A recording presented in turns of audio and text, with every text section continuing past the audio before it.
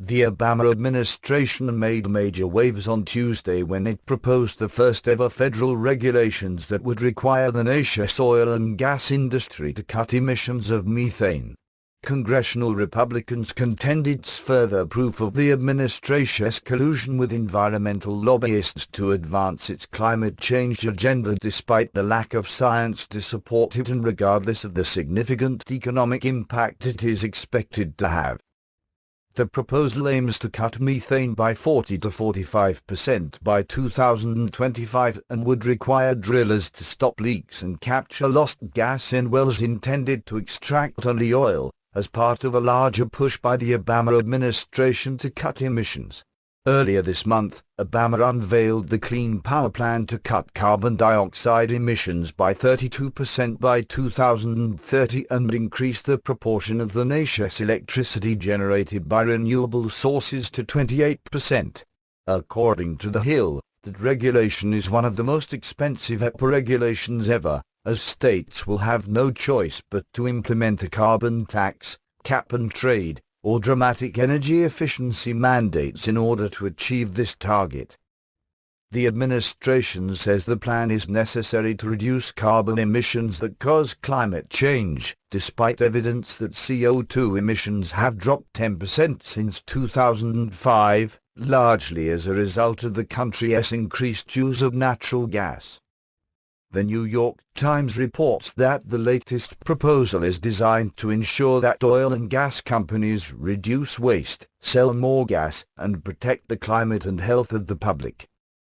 Strangely, EPA Acting Assistant Administrator Janet McCabe has indicated that the new regulations will result in methane reductions of 20–30% by 2025, and could not account for where the remaining reductions would come from, despite being pressed by reporters. What I am saying is that as we move forward, additional opportunities will be identified in order to get to the goal, McCabe said. It doesn't mean we have every last one of them identified at this moment. The proposals are estimated to cost the industry up to $420 million, but the EPA contends that reduced healthcare costs, supposedly to accrue because of cleaner air, will total approximately $460 to $550 million. The proposals are facing opposition from oil and gas companies which argue that the regulations are expensive and unnecessary, and environmental advocacy groups, who claim that the regulations do not go far enough because they apply to new wells and not most existing ones.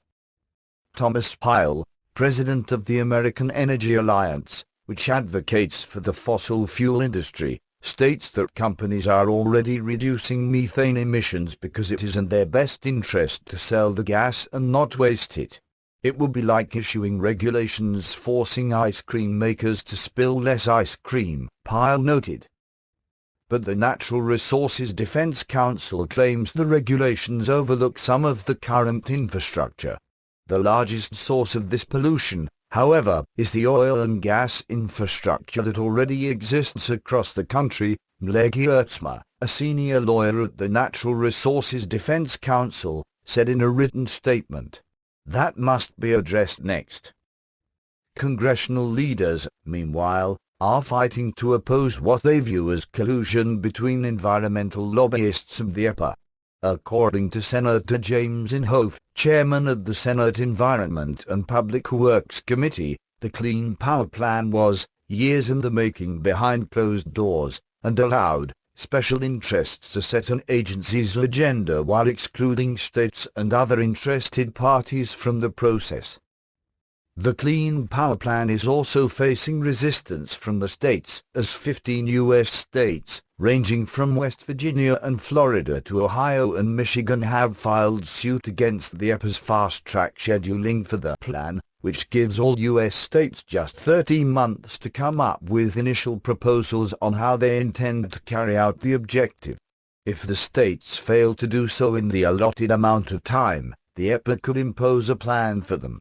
If the EPA approves of the states' plans, the states are then given another 2 years to produce a detailed version of the approved plan. Fox News reports the protesting states petitioned the D.C. Circuit of the U.S. Court of Appeals for suspension of all EPA's deadlines, calling the new rule the most far-reaching energy regulation in this nation's history and clearly unlawful. According to their petition, the EPA's schedule is unrealistic and would leave them with no choice but to discard billions of energy efficiency investments and strip them of the time they need to conduct significant studies that typically accompany such drastic changes. The EPA timetable is the result of a sue and settle agreement that the EPA struck with a number of environmental lobbying organizations, adding fuel to claims that there is rampant collusion between the EPA and environmental groups. The frequent give and take between the partners to such a voluntary agreement, which take place outside the normal process of public comment on agency rulemaking, is one of the major reasons why the sue and settle process has been widely criticized by EPA critics and notably by Inhofe as giving the agreement insiders a special priority, Fox News explains. Critics also contend that the EPA's August 3 final rule closely mirrors a framework and strategy that was first proposed by the NRDC in 2012, an observation that the New York Times casually noted in July 2014, when it reported that the EPA's new rule used as its blueprint the work of 3 top NRDC officials, calling it a remarkable victory for the National Resources Defense Council. The Environment and Public Works Committee issued a 73-page report earlier this month wherein it documented specific examples of the EPA-NRDC collusion. The report specifically addresses the underlying flaw of the sue and settle agreement, which ultimately allows environmental activists significant leverage to drive the timing of EPA's rulemaking and to influence the scope of its policies. The report also said it raises further questions about the propriety of the close coordination between EPA officials and environmental activists, which often occurred during furtive phone calls, through private email exchanges, and meetings at coffee shops, local parks, and NRDC's office, all without adequate transparency. The Senate report includes emails and letters between EPA officials such as Michael Koo, head of EPA's Office of Policy, and environmentalist groups including NRDC, which reveals the significant role that the environmental lobbyists played in the creation of the Clean Power Plan and its accompanying regulations and proposals. In fact, many of the messages from the NRDC captured in the report were written by the authors of the similar NRDC proposal that led to the new EPA rule, David Donija, director of the NRDC's Climate and Clean Air Program, Dave Hawkins, director of NRDC Climate Programs and the former head of the EPA's Air, Noise and Radiation Division, and Daniel Lashoff, an NRDC senior fellow.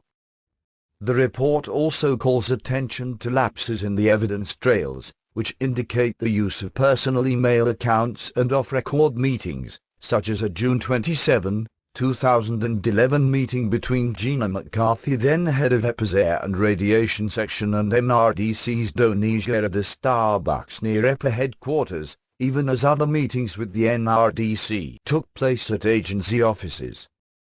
The Senate report also finds a direct relationship between changes in the EPA's clean air goals and the settlement agreement between the EPA and environmentalists, underscoring close communications. Still, both the NRDC and the EPA deny any accusations of collusion. We are doing nothing more than petitioning our government, the constitutionally protected right, declared Ed Chen, the NRDC's Federal Communications Director. That's our job. The real wrong here is for anyone to suggest we don't have the right to do so. Of course, there is no clause in the Constitution that empowers the federal government to pass environmental regulations, nor one that justifies collusion between the federal government and lobbyists.